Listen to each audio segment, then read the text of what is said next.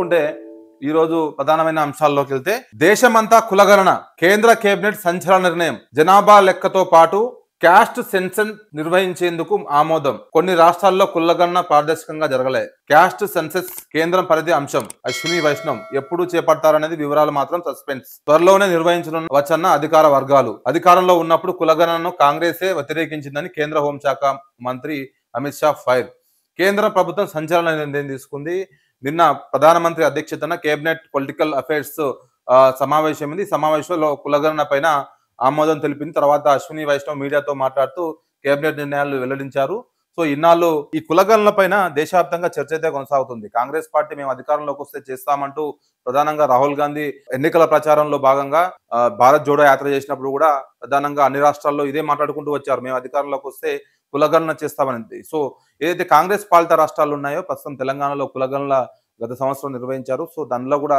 చాలా అవకతవక అంటే అందులో ఇబ్బందులు ఉన్నాయి ఇంకా పూర్తి స్థాయిలో కులగణన జరగలేదు చాలా వరకు చాలా బీసీలను ఇంకా అందులో పరిగణలోకి తీసుకోలేదంటూ పెద్ద ఎత్తున విమర్శలు వచ్చాయి సో దానిపైన కూడా అటు బీఆర్ఎస్ ఇటు బీజేపీ విమర్శలు చేశాయి సో ఇప్పుడు కాంగ్రెస్ పార్టీకి ఊహించని షాక్ బీజేపీ పార్టీ ఇచ్చిందని చెప్పుకోవచ్చు కేంద్రంలో బీజేపీ పార్టీ సో ఊహించని విధంగా ఎవరు ఎక్స్పెక్ట్ చేయని విధంగా నిన్న ఏదైతే క్యాబినెట్ ఏదైతే కేంద్ర cabinet committee and political affairs భేటీ అయ్యి దేశవ్యాప్తంగా కులగణన చేపడతామంటూ ఒక నిర్ణయం తీసుకుంది సో చాలా మంది ఈ బీసీ నాయకులు కానీ బీసీ ఎంపీలు కానీ బీసీల కోసం పోరాడుతున్న కుల సంఘాలు కానీ హర్షం వ్యక్తం చేస్తున్నారు సో ఎన్నో రోజులుగా మేము దీనిపైన పోరాడుతున్నాము సో కేంద్ర క్యాబినెట్ నిర్ణయం మంచిది కేంద్రం ఒక ముందడుగు వేసిందంటూ ప్రశంసలు కురిపిస్తున్నారు సో కానీ దీనిపైన కాంగ్రెస్ మాత్రము మేము చేస్తేనే అంటే తెలంగాణలో అటు కర్ణాటకలో బీజేపీ కాంగ్రెస్ పాలిత రాష్ట్రాలలో ఈ కులగణన సర్వే చేపట్టిన తర్వాతనే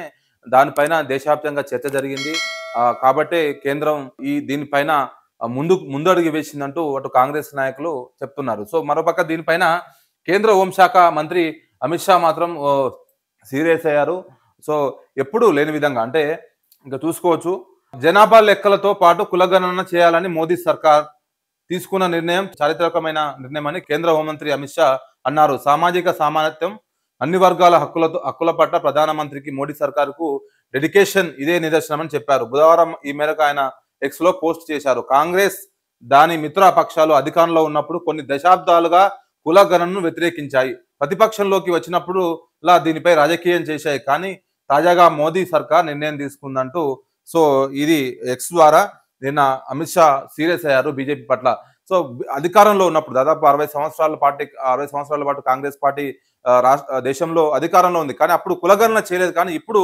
ప్రతిపక్షంలో ఉన్నప్పుడు కులగణన చేయాలంటూ ఒక రాద్ధాంతం చేస్తుంది సో కాంగ్రెస్ పార్టీ రాష్ట్రాలలో కులగణన చేపట్టినప్పటికీ కులగణన సరిగ్గా నిర్వహించలేదు అన్ని కులాలను పరిగణలోకి తీసుకోలేదు బీసీ కులాల్లో కూడా కొన్ని కులాలను ఉపకులాలను సరిగ్గా లెక్కించలేదు సో దీనిపైన ఇంకా చర్చ అవసరం ఉందంటూ నిన్న అమిత్ షా ఎక్స్ వేదికగా వ్యాఖ్యలు చేశారు సో దీన్ని బట్టి అటు బీజేపీ సర్వే పైన నిర్ణయం తీసుకుంటూనే అటు కాంగ్రెస్ పార్టీని టార్గెట్ చేస్తూ విమర్శలు చేస్తూ ఉంది సో మరో పక్క చూసుకుంటే ఇదే అంశం పైన స్వాగతిస్తున్నాం ఎప్పుడు మొదలు పెడతారో చెప్పాలి రాహుల్ గాంధీ దేశవ్యాప్తంగా జనాభాలో లెక్కలతో పాటే కులగణన చేస్తామని కేంద్ర ప్రభుత్వం ప్రకటించింది ఆకస్మిక నిర్ణయాన్ని స్వాగతిస్తున్నామంటూ కాంగ్రెస్ మాజీ చీఫ్ రాహుల్ గాంధీ అన్నారు ప్రధాని మోడీ సర్కార్ కులగణనను 11 ఏళ్లుగా వ్యతిరేకించిందని ఇప్పుడు ప్రకటన చేసింది ఎప్పుడు నుంచి అమలు చేస్తారో టైం చెప్పాలని చెప్పారు బుధవారం కేంద్రం ప్రకటన తర్వాత ఆయన ఢిల్లీలో మీడియాతో మాట్లాడారు సో కులగణనకు తెలంగాణ ఒక మోడల్ గా నిలుస్తుందన్నారు కేంద్రం కులగణనను ప్రత్యేకంగా నిధులు కేటాయించాలని కోరారు అలాగే రిజర్వేషన్లపై 50% పరిమితిని ఎత్తివేయాలంటూ ఆయన డిమాండ్ చేశారు దేశవ్యాప్తంగా కులగణనను చేపట్టాలని తాము ఎప్పటి నుంచో డిమాండ్ చేస్తున్నామంటూ జనరల్ సెక్రటరీ జయరాం రమేష్ అన్నారు కాంగ్రెస్ చీఫ్ ప్రధాని మోడీకి లేఖ రాశారు కులగణన చేపట్టాలంటూ సో మేము ఇంకా ఏమైనా చెప్పాల్సిందా అంటూ ఈ మేరకు ఆయన బుధవారం ట్వీట్ చేశారు పోయిన నెల 9న అహ్మదాబాద్ లో జరిగిన సమావేశాల్లో దీనిపైన కూడా ఆయన వ్యాఖ్యలు చేశారు సో తెలంగాణను ఒక రోల్ మోడల్ గా తీసుకోవాలి సో కాంగ్రెస్ ప్రభుత్వం ఇక్కడ ఉంది కాబట్టి రోల్ మోడల్ గా తీసుకోవాలంటూ రాహుల్ గాంధీ వ్యాఖ్యలు చేశారు సో మరి బీజేపీ మాత్రము రోల్ మోడల్ తీసుకుంటారా లేకపోతే అసలు ఏం తీసుకుంటారని మనం వేచి చూడాల్సిన ఉంది ఎందుకంటే చాలా విమర్శలు ఉన్నాయి తెలంగాణలో కులగణన పైన పూర్తి స్థాయిలో జరగలేదంటూ విమర్శలు ఉన్నాయి చాలా ఖర్చు పెట్టింది ప్రభుత్వం కూడా దాదాపు నెల రోజుల పాటు కులగణన నిర్వహించి ఇంటింటికి వెళ్ళి ప్రతి ఒక్కరి వాళ్ళ ఆర్థిక, సామాజిక, విద్య, మొత్తం ఆ కుటుంబ సభ్యుల నేపథ్యం, వాళ్ళ కులము, సో అంతా ధృవీకరించింది. సో కానీ అటు బీజేపీ, ఇటు బీఆర్ఎస్ దీనిపైన విమర్శలు చేస్తా ఉంది. పూర్తి స్థాయిలో నిర్వహించలేదు. ఇది బోగస్ అంటూ స్వయంగా ఆ పార్టీకి సంబంధించిన ఎమ్మెల్సీ ఎవరైతే తీన్మార్ మల్లన్ననే దాన్ని వ్యతిరేకించారు. సో కాబట్టి ఈ రాహుల్ గాంధీ మాత్రం దీన్ని కాంగ్రెస్, బీజేపీ ఇప్పుడు దీన్ని కాంగ్రెస్‌ని రోల్ మోడల్‌గా తీసుకోవాలి తెలంగాణను. 50% పరిమితి ఏదైతే రిజర్వేషన్‌లో అది ఎత్తివేయాలి. కులగణనకు ప్రత్యేకంగా నిధులు కేటాయించాలంటూ ఆయన డిమాండ్ చేశారు. మేము ఎప్పటినుంచో డిమాండ్ చేస్తున్నాం. 13 ఏళ్ల నుంచి మేము పోరాడుతున్నాం కులగణన మీద. కానీ బీజేపీ పార్టీ సెంట్రల్‌లో నిర్ణయం తీసుకోలేదు. ఇప్పుడు ఎందుకు ఆకస్మిక నిర్ణయం తీసుకుంది? దీని వెనక రాజకీయ కోణం ఉందా? లేకపోతే ఎన్నికల కోణం ఉందా? అనే దానిపైన ఒక ప్రశ్న అయితే లేవనెత్తారు. సో ఓవరాల్‌గా ఇది మరోపక్క తెలంగాణ సర్కార్ విజయం అంటూ ఏదైతే పిసిసి చీఫ్ మహేష్ కుమార్ గౌడ్ వ్యాఖ్యలు చేశారు. నిన్న మీడియా ముఖంగా ఆయన మాట్లాడుతూ, మా ఒత్తిడికే మోదీ ప్రభుత్వం తలొగ్గింది. మంత్రి పొన్నం, కేంద్ర నిర్ణయాన్ని స్వాగతిస్తాం. మధుయాష్కి దేశానికి రోల్ మోడల్ గా నిలిచిన తెలంగాణ. బీర్ల ఐలయ్య, రాహుల్ పోరాటం వల్లే సాధ్యం. విప్ ఆది శ్రీనివాసం. సో కాంగ్రెస్ అంతా వాళ్ళు సెల్ఫ్ గా మా వాళ్ళే మోదీ సర్కార్ దిగొచ్చింది. మోదీ ఇప్పుడు సెంట్రల్లో కులగణన చేపడుతుంది. తెలంగాణ రోల్ మోడల్ గా నిలిచింది. తెలంగాణ చేపట్టకపోతే బీజేపీ సెంట్రల్లో కూడా కులగణన చేపట్టేది కాదు. సో తెలంగాణలో చేసింది కాబట్టి ఇప్పుడు దేశవ్యాప్తంగా అన్ని రాష్ట్రాల్లో బీజేపీకి బీసీలు అంతా వ్యతిరేకం అవుతారు కాబట్టి ఇప్పుడు ఈ నిర్ణయం తీసుకుందంటూ కాంగ్రెస్ నాయకులు వాళ్ళ వర్షన్ వినిపిస్తున్నారు. సో ఇది ఒక రోల్ మోడల్ గా బీజేపీ సెంట్రల్ దీన్ని తీసుకోవాలంటూ వాళ్ళు ప్రధానంగా వ్యాఖ్యలు చేస్తున్నారు. సో ఇది ఓవరాల్ గా ఈరోజు వెలుగులో వచ్చిన ప్రధానమైన అంశాలు.